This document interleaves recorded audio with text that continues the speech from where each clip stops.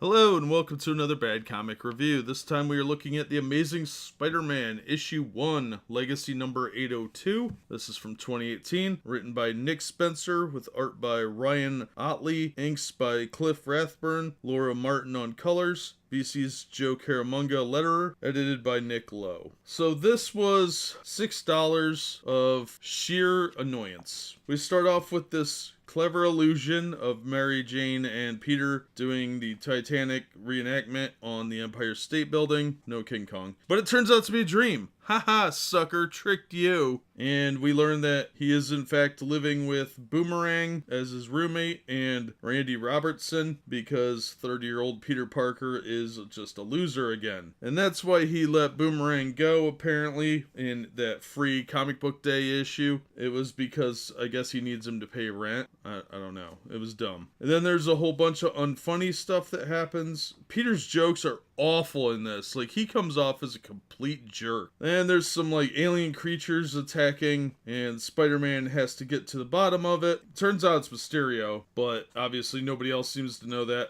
And during the, like, Daredevil kind of gives him the cold shoulder, but him and Daredevil have always been good friends. Well, apparently it's because Spider-Man is getting praise from the Kingpin, who is currently the mayor of New York. And I guess people are jealous about that. Since when has Daredevil ever been doing this for the fame or the positive press? Like, did anyone read Frank Miller's work? The guy just takes a beating all the time and keeps coming back regardless of what it makes him look like. And then there's this subplot where there's a computer program called Watcher that can scan a paper and determine if it is in fact plagiarized from somebody else. Well, they do that with one of Peter Parker's papers and it comes back as having been written by Otto Octavius because that was during the Superior Spider-Man storyline. So, of course, it invalidates his degree somehow, and they retract it, and then he gets fired from his job because it looks bad. And there's a joke about a sexy chair that's not funny, that's mentioned like 4 times. Then he talks to MJ about it, and she laughs at him, and then they hug, and they trick you into thinking that it's going to go somewhere, but it's probably not. And then Aunt May says she's disappointed with him. I don't know why Aunt May had this response, because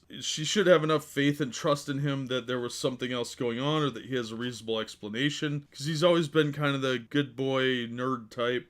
So there's a kiss between Peter and MJ, but not once is the word love mentioned. The positioning is like, it's not an open mouth kiss, it's just like a friendly kiss. His hands aren't even really on her. I think this is a trick by Nick Spencer to not get them back together so that he can do what he did with Captain America. He pulled the rug out from under you and say, haha, I tricked you. Because that seems to be his shtick, is that he's the smartest guy in the room and he could trick and dupe all the comic book rubes, and he wants to destroy everything you like about a character, which he's doing a good job of. I thought Dan Slott was destroying Spider-Man, but Nick Spencer's doing a pretty good job himself. Then there's this ridiculous epilogue with Mysterio in court, where he's allowed to go in court in costume. Okay, that's dumb. And his lawyer is the Beetle, the girl Beetle that they came up with a few years ago. Mysterio is freed by this scary looking dude. I don't know who he is, don't really care. In the second epilogue, I don't know why that first epilogue exists. The second epilogue is that Peter's allowed to try and make up work to reinstitute his degree. I think it's a graduate degree for whatever reason, not his PhD. And the Lizard is his professor, and the Lizard's an actual lizard form. Oh no, that's silly, haha. This book was not funny. It shows the bare minimum of research on the characters. Spider-Man is not funny at all. He's annoying and abrasive. The clever trickery with trying to get Mary Jane back in the picture, I think is just that, trickery. I think this is Nick Spencer trying to lull you into a false sense of security again. I'm not sure how he's going to try and ruin Spider-Man for us, but he did it with Captain America. I have no doubt he'll do the same thing here. So prepare to have more of your favorite characters obliterated and turned into simpering idiots. And judging by this first issue and the free comic book day issue, Parker is a self-absorbed narcissist, probably a sociopath, and it's completely out of character for him to act like he does in this book. And on top of that, he's not funny. I am not excited to read the next issue. I might pick it up just to see if it gets better, but I have little faith in Nick Spencer in any way doing Spider-Man justice. And I don't like the art style. I think it's the artist from Invincible. If you like that art style, you'll probably like this, but I think it's real blocky and people look weird, so I don't particularly care for it. So I am not enthusiastic about this book or the so-called fresh start, which looks like more of the same with just creative teams occasionally shuffled. To me, this was a waste of $6. I felt like it was a slap in the face to fandom and overpriced, so I'm not impressed, and I do not look forward to Nick Spencer ruining Spider-Man the way he did Captain America. I don't know why they put him on this book, and I don't support it.